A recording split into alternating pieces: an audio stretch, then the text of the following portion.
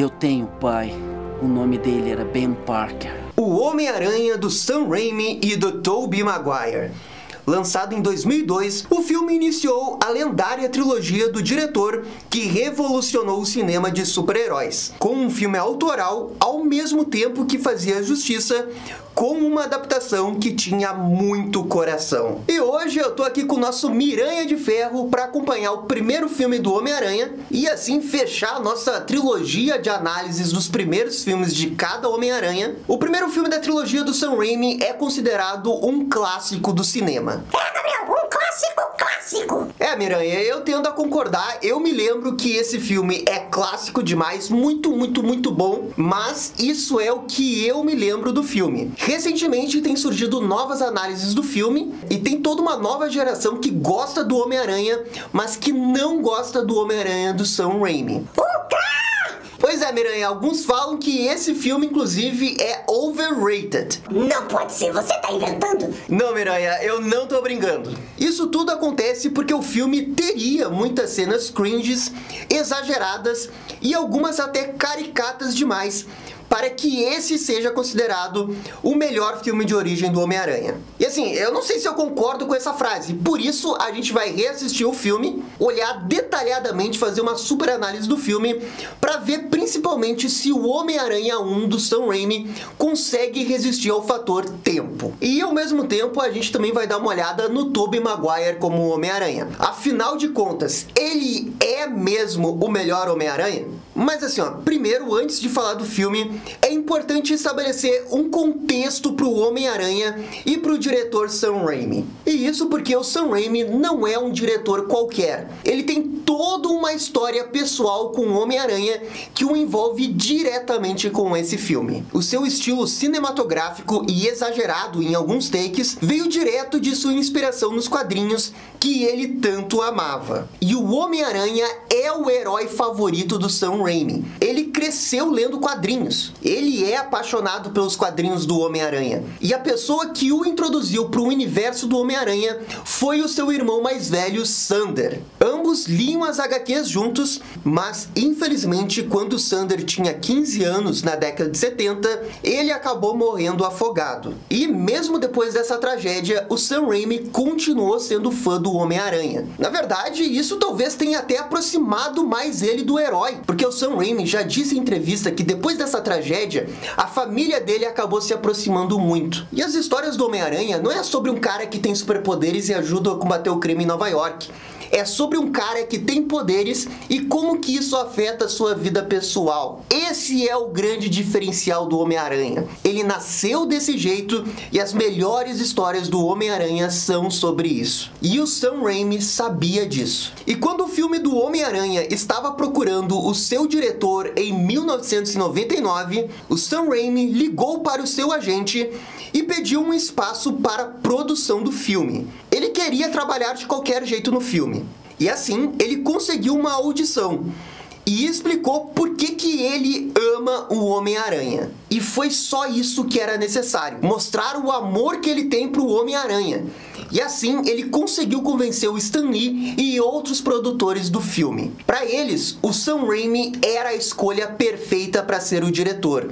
E ele passou por cima de outros diretores muito mais famosos do que ele na época. E com Sam Raimi, o Homem-Aranha foi o maior sucesso de um filme de super-heróis, quebrando vários recordes do Batman e do Superman. Foi um super filme e todos gostaram, o que garantiu uma continuação para o Sam Raimi. E é por isso que esse filme, o 1 principalmente, é tão importante para o Sam Raimi. Era o filme que ele esperou a vida toda para poder dirigir, e quando surgiu a oportunidade dele dirigir o filme, ele a agarrou com todas as mãos. E vocês vão ver ao longo da análise do filme que o que torna esse filme transcendental é a direção do Sam Raimi. E eu achava realmente importante falar desse backstory dele, porque não é qualquer diretor que tá fazendo um filme do Homem-Aranha ali. É um fã do Homem-Aranha dirigindo um filme do Homem-Aranha. Então, Miranha, vamos logo pra análise do filme. E logo de cara, o filme tem um negócio que eu sinto muita falta, que são esses créditos iniciais com a música tema do herói. E poxa, talvez seja um pouco a nostalgia falando demais, mas sempre quando eu vou reassistir o Batman Batman de 89, o Homem-Aranha do Sam Raimi,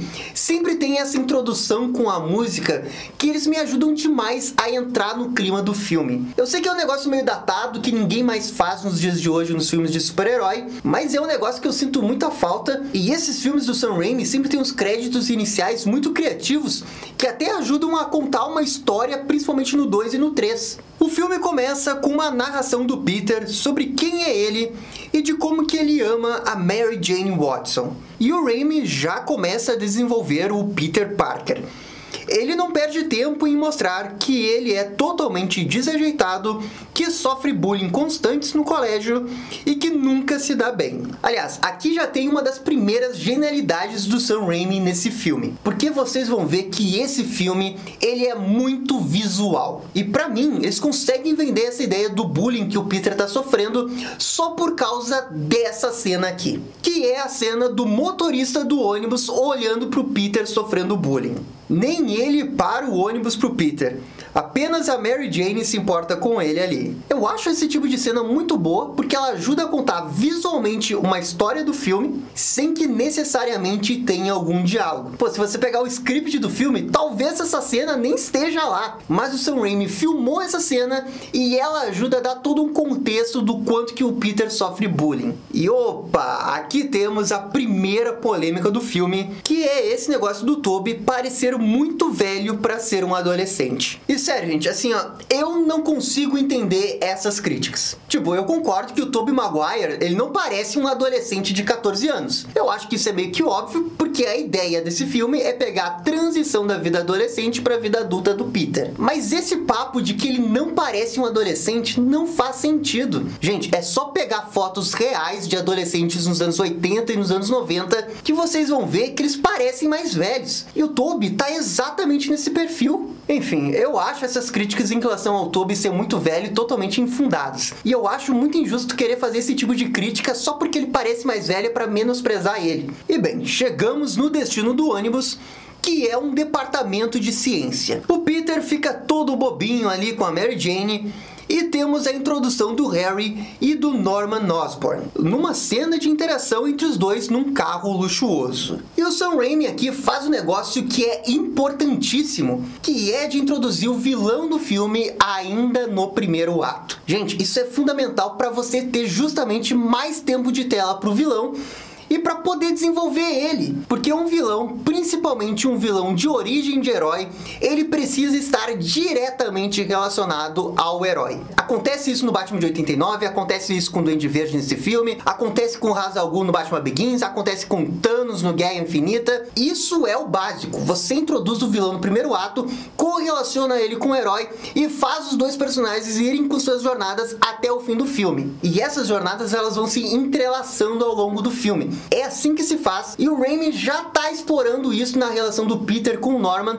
desde o início do filme, fazendo ele ser pintado como uma espécie de pai que ele nunca teve pro Peter. E fica muito claro como que o Norman vê o Peter quase como que um filho perfeito que ele queria ter. Enquanto que o Harry não se dá muito bem com seu pai, mas ele tem grande admiração por ele. E gente, eu gosto muito dessa introdução, porque logo de cara a gente já vê como que todos os personagens vão se relacionar entre si. Existe uma rede de relacionamento entre todos os personagens e praticamente todos os personagens interagem entre si.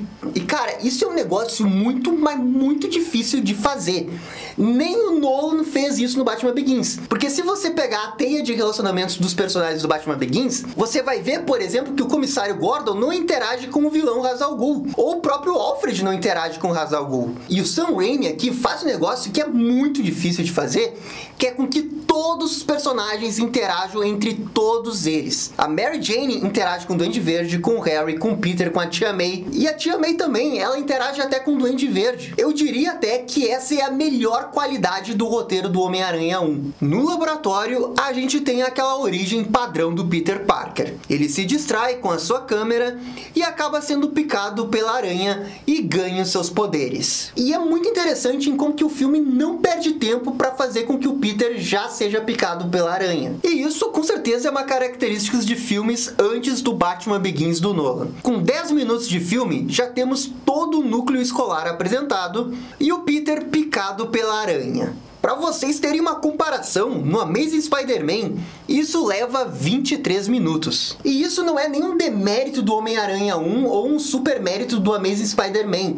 É tudo uma questão de estilo e adaptação. E aqui no caso do Sam Raimi é um elogio, porque o Sam Raimi ele já quer estabelecer um negócio que é muito importante pro Homem-Aranha dele, que é uma coisa que eu chamo de gangorra Peter Parker. E isso daqui é a maior genialidade do Sam Raimi. A gangorra é basicamente a relação da vida do Peter com o Homem-Aranha. Quando o Peter tá bem, o Homem-Aranha tá mal, e vice-versa. E isso é importantíssimo pro Sam Raimi, porque é exatamente isso que ele mais gosta do Homem-Aranha. Ele adora o fato de como que os poderes do Homem-Aranha afetam o homem Peter Parker. Bem, logo depois temos uma cena de desenvolvimento do Norman Osborn e de como que o trabalho dele está o pressionando a tomar decisões arriscadas. E teoricamente, essas cenas de origem do vilão do Duende Verde, elas não têm nada demais. Se você pegar no papel ali no roteiro, você não vai ver um grande vilão. Mas o que faz o Duende Verde ser um grande vilão é a atuação do Willem Dafoe e a câmera do Sam Raimi. E isso daqui é uma das magias mais puras do cinema, que consegue pegar um roteiro arroz com feijão pro Duende Verde e transformar ele num grande vilão. Cara, isso é cinema, porque o que tá no papel é uma coisa. E outra coisa completamente diferente é como que o cara atua, onde que o diretor coloca a câmera, a música que vai estar no fundo.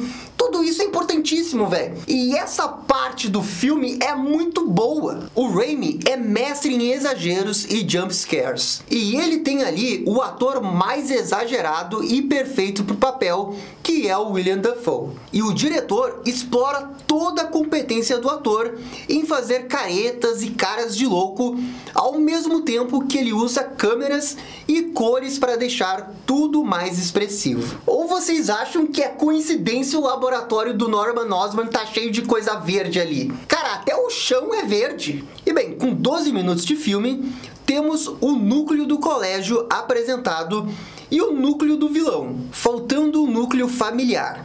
E é isso que temos com o tio Ben e a tia May. E eu gosto como que a introdução deles é com eles discutindo sobre ter emprego pro tio Ben. E é nesses pequenos detalhes que o Sam Raimi diz que a família do Peter é pobre. É um negócio que não parece ser muito importante, mas lá no Homem-Aranha 2 vai ser relevante. E o Peter chega logo na sequência e mal por causa da picada de aranha e ignora os seus tios. E aqui entra um negócio que é bem polêmico do primeiro filme do Homem-Aranha, e que é inclusive um negócio que muitas pessoas criticam. O Peter Parker do Raimi passa muito pouco tempo com seus tios, e a consequência disso é que a gente tem pouquíssimas cenas deles interagindo. Por exemplo, a tia May. Na verdade, ela só vai ter diálogos realmente bons com o Peter lá na metade pro fim do filme. E isso é uma coisa que eu fico realmente muito dividido, porque eu gosto demais desses dois atores. A tia May é muito fofa, é a definição da tia May. E o tio Ben também é muito carismático. Mas, infelizmente, a gente não passa muito tempo com eles. Mas, Miranha, eu não sei se isso é realmente um ponto negativo do filme. Na verdade, é uma escolha. E se vocês pararem pra pensar, é uma escolha que até que faz sentido. A questão toda é que o Peter ignora os seus tios. O filme é sobre a perspectiva do Peter. Então, faz sentido a gente não ter muitas cenas envolvendo os tios. Até porque isso é para trazer mais peso para quando o Peter perder o tio Ben mais para frente. Então, eu não vejo como um ponto negativo isso. Mas eu também sinto falta de um pouquinho mais de diálogo com o tio Ben e o Peter. Como, por exemplo, aquele diálogo que a gente tem no Amazing Spider-Man, que o Peter conversa com o tio Ben no quarto, ou aquela cena que eles estão debaixo da casa lá sobre arrumar a máquina de lavar roupa. Mas, enfim, é uma questão de preferência. Eu não acho que o jeito que tá no filme do Homem-Aranha 1 seja ruim. Na verdade, é muito bom porque é muito marcante. O tio Ben, se você colocar todas essas frases dele num filme, num script, eu acho que vai dar uma página. E mesmo assim, ele é extremamente lembrado com muito carinho e muitas pessoas amam esse tio Ben. E às vezes, menos é mais. E por isso eu realmente não vejo como um ponto negativo. Pessoalmente, eu prefiro a delicadeza de algumas cenas que a gente tem no Amazing Spider-Man também em relação ao Tio Ben. E a gente tem uma cena que é muito Sam Raimi, do DNA do Peter sendo reescrito. E na cena seguinte, temos o Peter vendo o seu corpo todo malhado no espelho. O brilhante desse filme é como que eles conseguem fazer com que algumas cenas que são tão simples sejam assim tão icônicas. E assim, talvez seja porque esse tenha sido o primeiro filme do Homem-Aranha e marcou mais. Eu não sei, mas o fato é que o jeito que ele filmou essa cena... Cara, eu conheço umas 30 pessoas que iriam lembrar dessa cena. E iriam descrever essa cena exatamente do jeito que o Sam Raimi filmou. E eu não acho simplesmente que seja apenas nostalgia. Eu acho que realmente tem uma caracterização, uma composição que ajuda a destacar elementos importantes na tela. Primeira camada, segunda camada, background, foco. Tudo isso, o Sam Raimi, ele é mestre nisso. E não é à toa que os filmes do Homem-Aranha dele são lembrados por causa desses visuais. E eu acho que você só consegue fazer isso com talento e entender perfeitamente como se faz um filme de cinema. Outra coisa brilhante é como que o Peter vai descobrindo os poderes. O Peter tenta alcançar o ônibus e claramente ele tá mais rápido do que antes. A sua mão acaba agarrando o cartaz do ônibus, o que é um foreshadowing para a questão dele subir nas paredes. Mais tarde, na cena do bullying, ele descobre que tem o sentido aranha e super força numa cena que ele revida o bullying do Flash e fica com cara de convencido. E aí entra a tal da gangorra do Peter Parker. O lado dos poderes do Homem-Aranha desperta e ajuda o Peter, mas do outro lado da gangorra, você vê que as pessoas enxergam o Peter como um esquisito.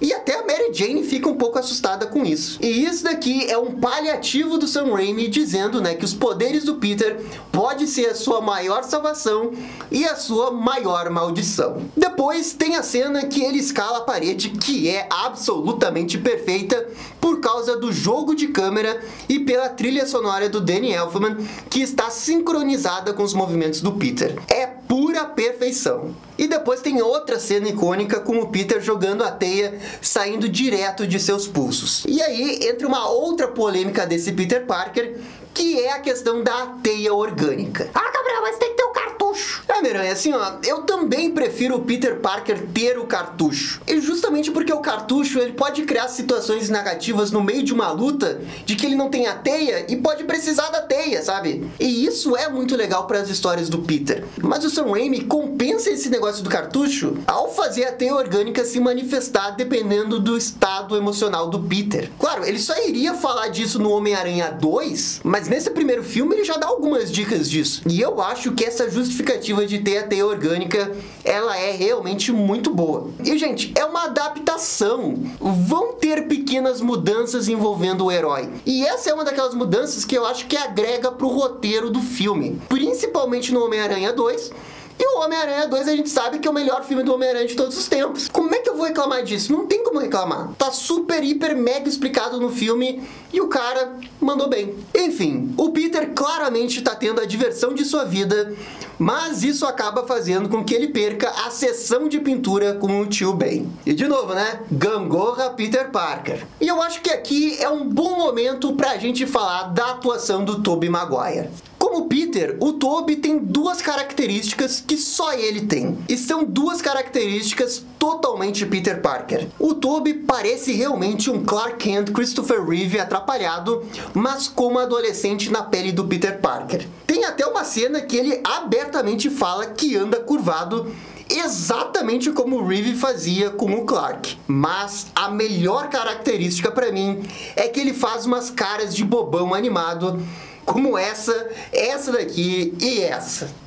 Isso é muito Peter Parker. Nenhum outro ator tem isso. E frequentemente na internet a gente vê uns papos, né? Que se a gente colocasse o Andrew Garfield ou mesmo o Tom Holland no filme do Sam Raimi substituindo o Tobey, eles acabariam sendo os melhores Homens-Aranha também. E assim, talvez isso seja verdade. Mas o fundo desse argumento é desmerecer o Tobey, como se ele tava lá no piloto automático e realmente não se importasse com as coisas que estavam acontecendo. Como se tirasse o mérito da atuação dele. E cara, eu discordo completamente. Eu acho que o ator adiciona bastante dele ao personagem. Esse jeitão dele é exatamente o que o personagem precisava. Ainda mais para a versão do Raimi. Porque assim, ó, veja só. O Raimi é um diretor que gosta de trabalhar com altas expressões. expressões exageradas, quase caricaturas.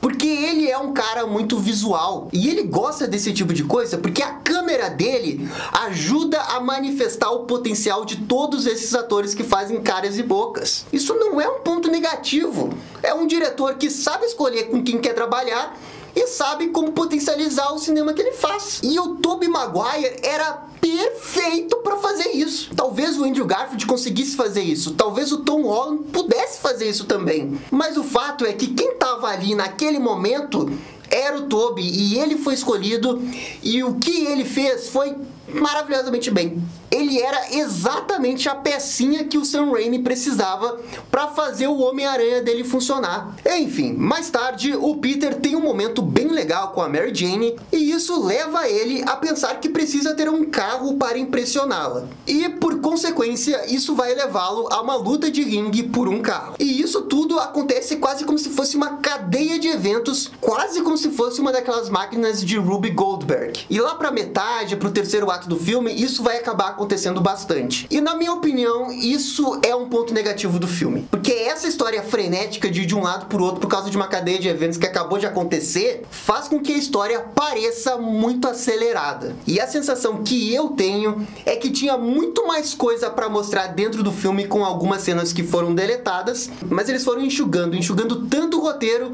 pra conseguir fechar o filme em exatas 2 horas. E bem, é nesse momento que o Peter faz o seu uniforme caseiro, numa edição bem Sam Raimi, e tem essa cena aqui que passa despercebido, que o Peter fica convencido com seus poderes e fica jogando teia por todo o quarto e ele acaba intencionalmente atingindo o retrato que ele tem com o tio Ben e a tia May. E caraca, gente, essa cena é cinema. Cinema, lindo! Só que assim, ó, eu também não sei se foi de propósito. Mas cara, isso é um grande foreshadowing do que estava pra acontecer. O Peter fica arrogante, descarta seus tios, abusa dos seus poderes e isso tudo acaba acarretando na morte do tio Ben, que afeta drasticamente a família dele. Gente, é exatamente isso que acontece na cena que ele joga a teia no retrato do tio Ben. Cinema, tá louco, pra mim isso é muito foda. E com o uniforme, o Peter vai até o ringue para lutar. Mas, antes disso, temos uma das melhores cenas do filme, que é com o tio Ben no carro. Ele faz aquele discurso maravilhoso sobre responsabilidade que todo mundo ama, e depois o Peter briga com ele quando pede pra ele não ser o pai dele. Então para de assumir esse papel! Ah, essa cena aqui... ela é poesia, ela é maravilhosa. Mas ao mesmo tempo que ela é perfeita, sempre que eu assisto ela, eu fico triste porque eu sei que ela é a última cena do tio Ben. E cara, dói o coração e você sabe que esse tio Ben é foda porque ele teve 10 frases no filme e você se importa com ele. À noite acontece aquela cena antológica do Peter na gaiola, ele ganha a luta, mas não ganha o dinheiro. E assim, ele fica com raiva do dono do lugar e quando o local é assaltado, ele deixa o ladrão passar, selando o destino dele para sempre.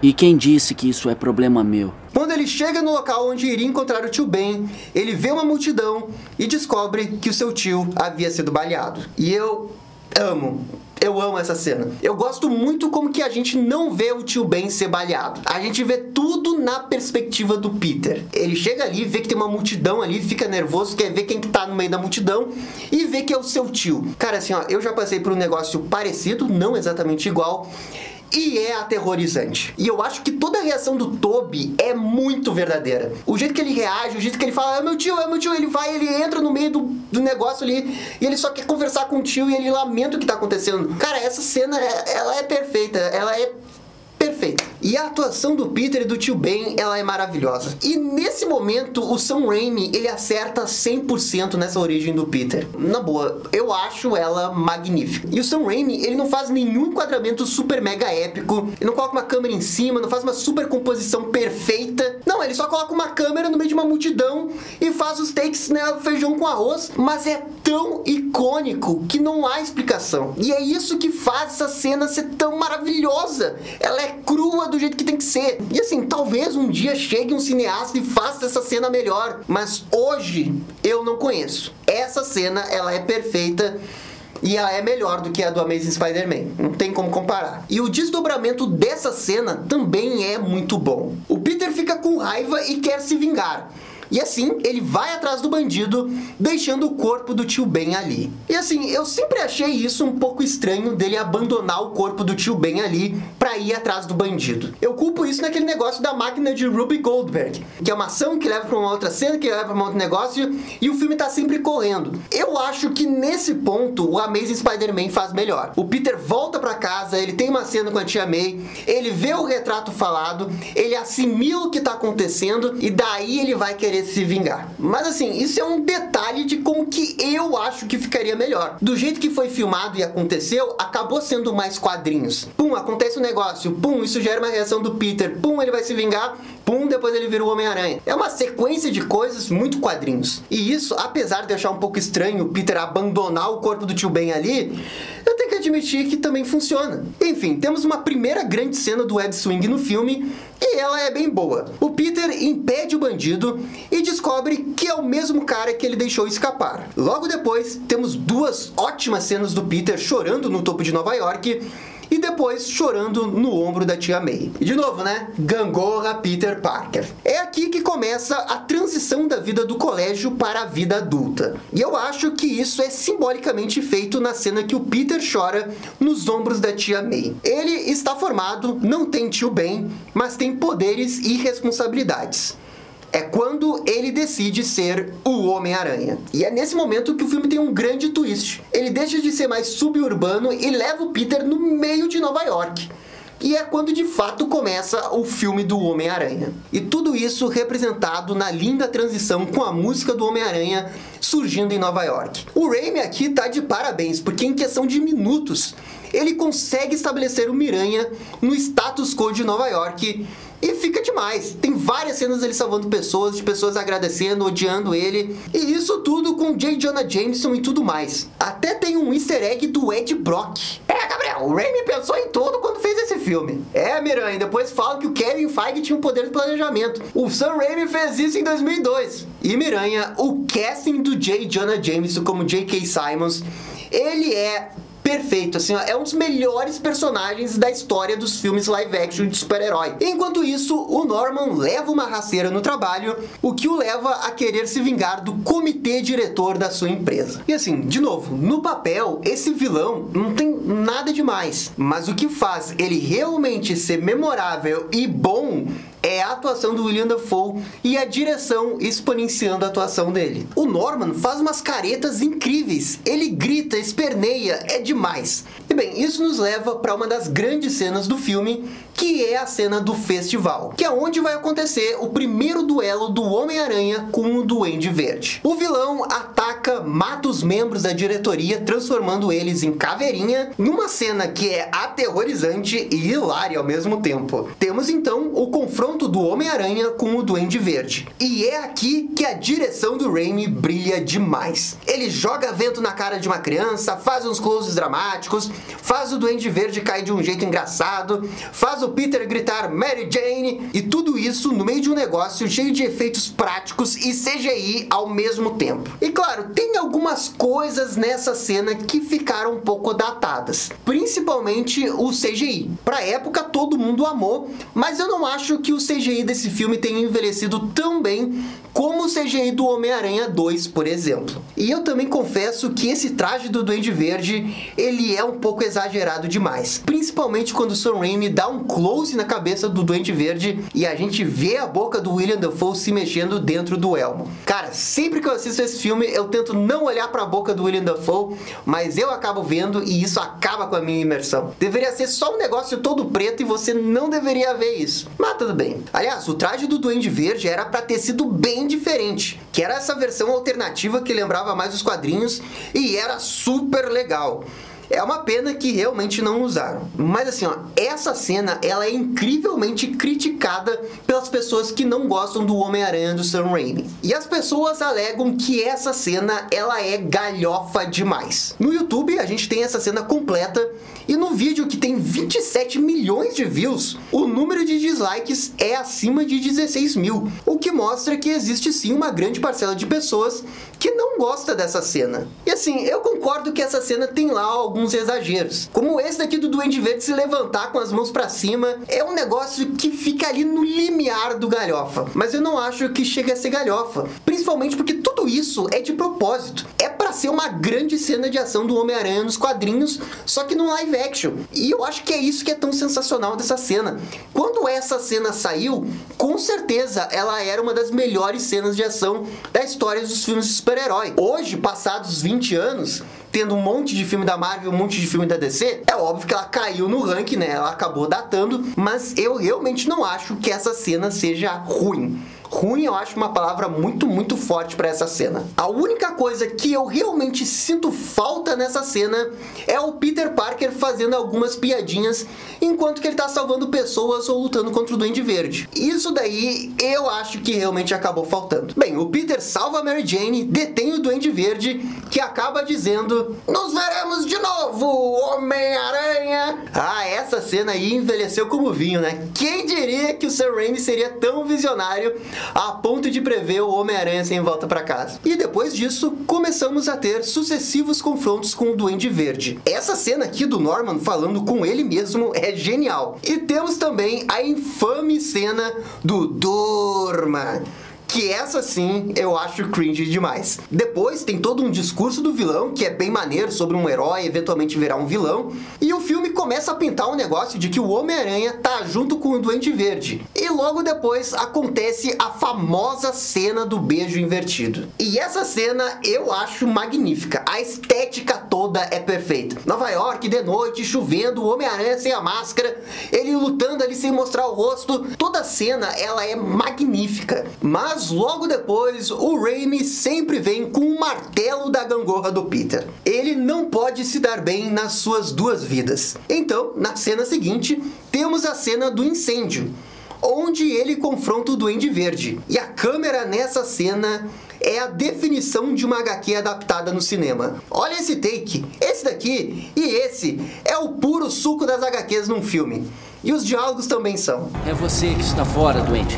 Fora de si. E tudo isso acontece no dia de Ação de Graças, que é quando o Peter recebe a Tia May no apartamento com o Harry. E é nesse momento que o Norman descobre que o Peter é o Homem-Aranha. E o Norman, como é um cara esperto, ele acaba atacando diretamente o herói, indo atrás das pessoas que ele mais ama. E assim, ele vai atrás da Tia May. E é nesse momento que o filme ativa de novo a máquina Ruby Goldberg. E a gente tem uma sucessão de eventos que vão se suceder até o final do filme. É aqui que o filme realmente dá um corridão pra terminar logo e chegar no terceiro ato. A Tia May fica bem no hospital e no dia seguinte a Mary Jane vai visitá-la. E tem aqui uma linda cena do Peter falando sobre a Mary Jane, que eu juro, eu amo essa cena. Cara, eu acho essa cena perfeita. O Peter ali falando todo tímido, né, o que ele sente pela Mary Jane através do Homem-Aranha. Cara, é uma metáfora muito foda sobre a jornada do Peter como herói. Eu amo até o fato da Tia May ficar espiando a conversa entre eles. Tudo nessa cena é perfeito. O problema é que nessa altura o Duende Verde já sabe que o Peter ama a Mary Jane. E ele vai tentar atingir ela. E quando o Peter se dá conta disso, já estamos no terceiro ato, lá na ponte de Nova York, que é onde vai acontecer a luta final. E Miranha, agora a gente chegou no terceiro ato do filme, que é assim, ó, simplesmente maravilhoso. Eu amo esse final. Acontece um negócio meio Batman Forever, que o Duende obriga o Peter a escolher entre a Mary Jane e as crianças. E ele acaba escolhendo os dois, assim como o Batman. E o que é fantástico nessa cena é a fotografia. Ela é ótima. A Mary Jane caindo em slow motion, os olhos do Homem-Aranha refletindo as duas coisas. Essa cena que o Peter precisa segurar o cabo e ajudar a Mary Jane também é muito criativa e coloca uma pressão muito grande em cima do Homem-Aranha. Principalmente porque não tem como saber se o Peter vai salvar a Mary Jane ou não. E tipo, eu sei que isso é meio óbvio de falar nos dias de hoje, porque todo mundo já viu o filme, mas pensa só como uma pessoa que era apaixonada pelo Homem-Aranha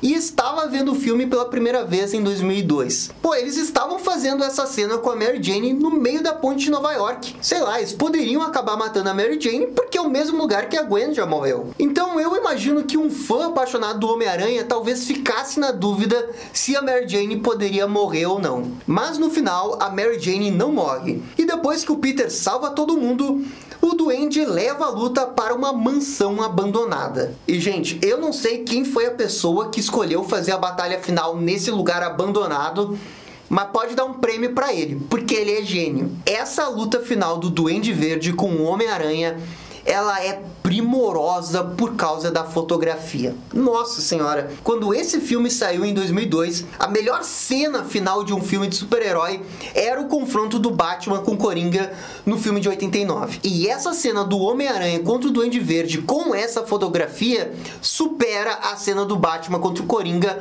lá no filme de 89. A fotografia é perfeita, não tem trilha sonora, é só o som ambiente, o Peter apanha como um condenado e o uniforme fica rasgado. E não tem nenhum CGI aí. São dois caras lutando francamente, dando tudo que eles podem dar. A música épica do Homem-Aranha só acende quando o Peter volta pra luta e ele se ergue. O Peter ganha a luta, mas o Norman implora pela sua vida.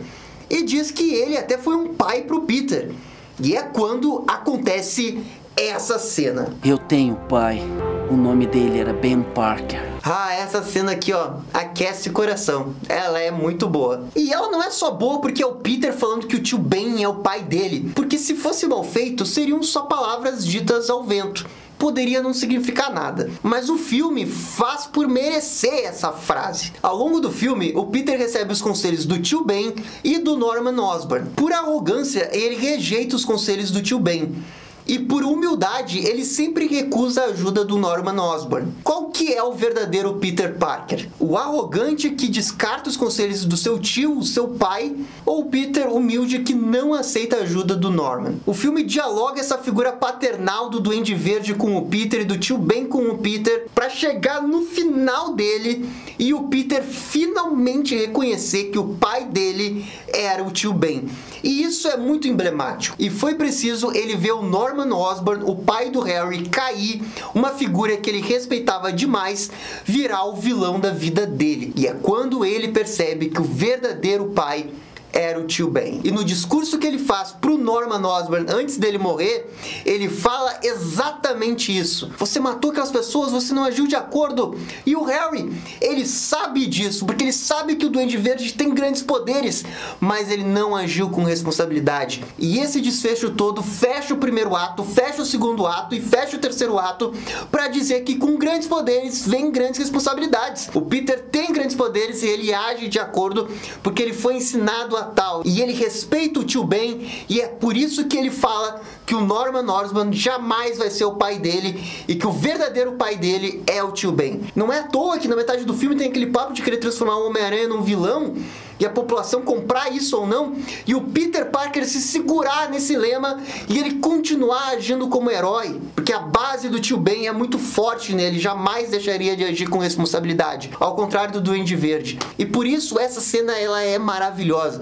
Não é jogada, não é só uma cena bonita, ah, tio Ben, ele é o meu pai.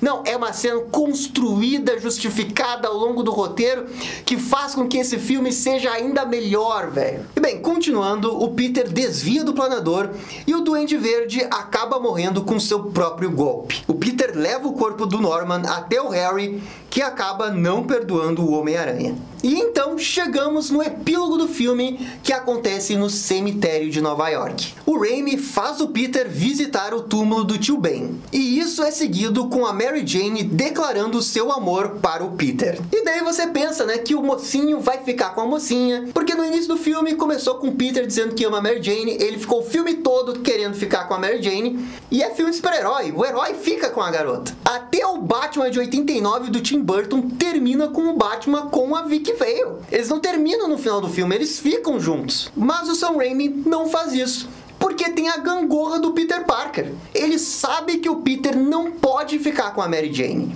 E ele toma uma decisão extremamente corajosa, que é terminar esse filme com o Peter dizendo não pra Mary Jane. Afinal, ele é o Homem-Aranha. Ficar com a Mary Jane poderia significar a morte dela. E o filme se encerra com o Peter fazendo um discurso de grandes poderes, vem grandes responsabilidades.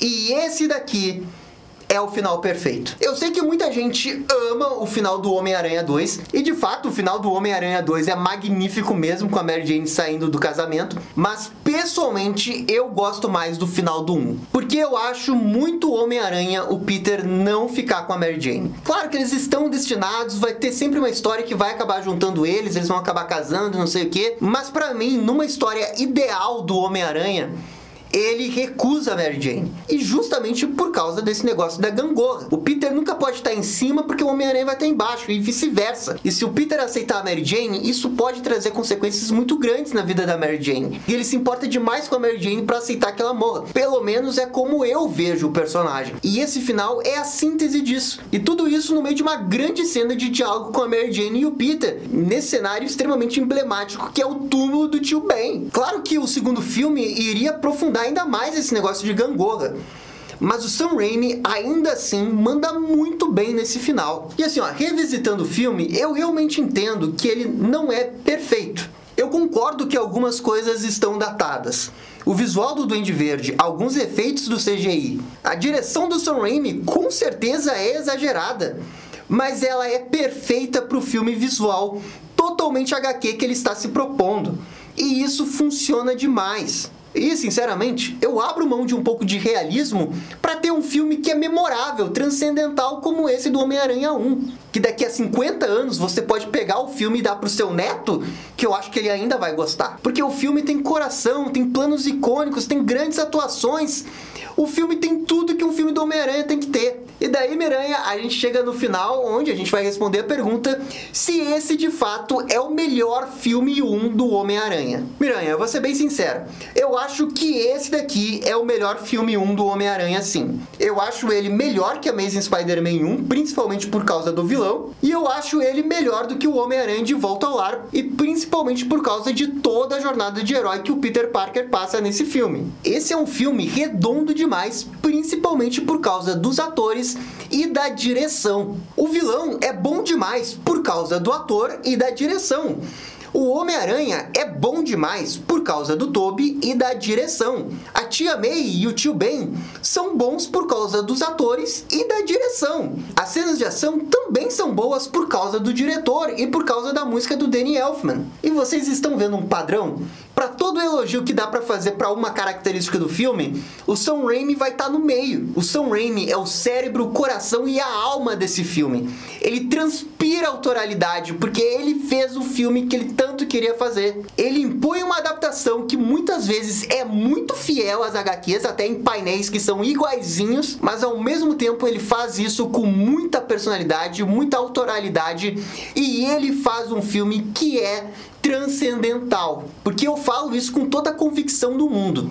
Porque esse mesmo filme, com o mesmo roteiro, mas com um diretor que não tá tão interessado assim, ele poderia ter sido um filme muito ruim. Mas ele não é, principalmente por causa dos atores, do casting, da música e da direção do Sam Raimi. O Tobey é também maravilhoso. Ele faz exatamente o que o diretor quer e ele foi perfeito para o filme. Tem caras e bocas, as cenas dele com a Mary Jane e a tia May são todas ótimas. Talvez o único defeito mesmo dele seja que ele não tem aquelas piadas para quebrar o gelo que o Homem-Aranha costuma fazer. Nos jogos oficiais do videogame pro PlayStation 2, ele fazia bastante essas piadas, mas nesse filme, com exceção de 1 ou 2 momentos, isso não acontece. Mas esse negócio de piada eu não acho assim tão relevante assim. Claro, é importante, mas eu não considero a coisa mais importante. Para mim, o mais importante é a questão da responsabilidade, a jornada do Peter Parker, esse negócio da gangorra, e tudo isso o Tobey e o Sam Raimi acertam perfeitamente. E é por isso que, na minha opinião, o Tobey Maguire é realmente, até esse momento, o melhor Homem-Aranha do cinema. Mas eu, Gabriel, prefiro a pegada mais realista do Andrew Garfield e da direção do Mark Webb. Eu prefiro o cinema do Mark Webb. mas eu não sou cego o suficiente para não ver que o cinema do Sam Raimi é muito bom, com muita qualidade. Esses exageros dele é uma coisa que só ele tem e ele conseguiu transpor isso para um filme do Homem-Aranha e ficou maravilhoso. Não é a minha pegada favorita de super-herói, porque eu gosto mais de filmes realistas de super-herói. Não é à toa que eu sou fã do Batman e o Batman geralmente tem pegadas mais realistas. E eu amo a versão do Batman Begins. Então eu prefiro o Andrew Garfield como Homem-Aranha nessa pegada mais realista. Mas eu reconheço que o Tobey, ele é melhor de uma forma geral. Principalmente quando a gente vai acabar olhando toda a trilogia dele. Mas olhando para os 3 Homens-Aranha em retrospectiva, o Tobey, o Andrew e o Tom, eu tenho certeza que cada um deles tem os seus pontos positivos e os seus negativos. E eu espero realmente ter levantado esses pontos positivos e negativos de cada um ao longo desses 3 vídeos analisando o primeiro filme de cada um. Pra mim, não existe esse negócio de Homem-Aranha ruim. Existe sim filmes ruins do Homem-Aranha, como pessoalmente foi o Amazing Spider-Man 2 e o Homem-Aranha Longe de Casa. Mas eu sei que vocês querem que eu me posicione, e a minha posição oficial é que o Tobey Maguire é o melhor Homem-Aranha de todos os tempos live action até hoje, mas o Andrew Garfield é o meu favorito. Mas então a gente chega no final dessa maratona de assistir os 3 primeiros filmes de cada Homem-Aranha, e assim, tudo isso aqui é só minha opinião. Eu tô muito curioso para saber a opinião de vocês. Por favor, comentem se vocês concordam, qual que é o Homem-Aranha favorito de vocês. E comentem aí se vocês querem outros vídeos como esse dos outros filmes do Homem-Aranha, porque tem o Homem-Aranha 2, tem o Amazing Spider-Man 2, tem o Longe de Casa, que a gente também pode analisar aqui no canal. E esse foi o vídeo com a análise do Homem-Aranha 1 do Sam Raimi. E aí, gostaram? Não gostaram? Deixem suas opiniões nos comentários. E se curtiram o vídeo, deixe aquele joinha e inscreva-se no canal para ficar sabendo absolutamente tudo sobre Homem-Aranha ou Batman. Obrigado, gente, e até a próxima. Tchau, tchau.